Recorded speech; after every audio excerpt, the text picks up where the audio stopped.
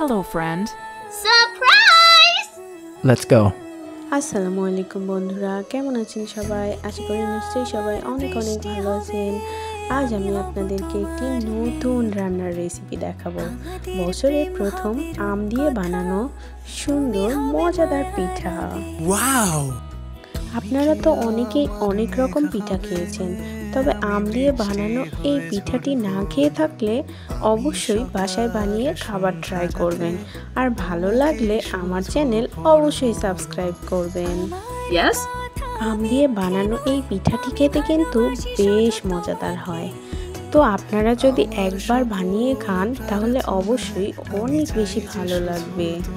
Yes, আপনারা হয়তো অনেকেই অনেক রকম পিঠা খেয়েছেন, কিন্তু আম দিয়ে বানানো এই মিষ্টি পিঠা আপনারা একবার হলেও বানিয়ে খেয়ে দেখবেন। আশা করি আপনাদেরও অনেক বেশি ভালো লাগবে। ইয়েস, ছোট বড় সকলেরই এই পিঠাটি অনেক বেশি সুস্বাদু এবং মজাদার লাগবে। আপনারা একবার এই পিঠাটি বানিয়ে খেয়ে দেখতে পারেন। আশা করছি আপনাদেরও অনেক বেশি ভালো লাগবে। অথবা বিকেলের নাস্তায়ও এই পিঠাটি খেয়ে দেখতে পারেন।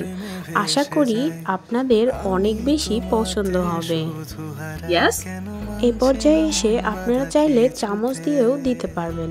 আমি হাত দিয়েই দিচ্ছি, আপনারা চাইলে চামচ ব্যবহার করে দিতে পারবেন। এতে করে তেল লাগার সম্ভাবনা থাকবে না।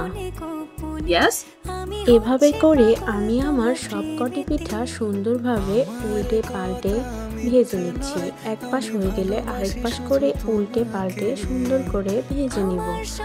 এতে করে পিঠাগুলো অনেক বেশি ফুলকো এবং ভিতরে অনেক বেশি নরম এবং অনেক বেশি সুন্দর হবে। ইয়েস।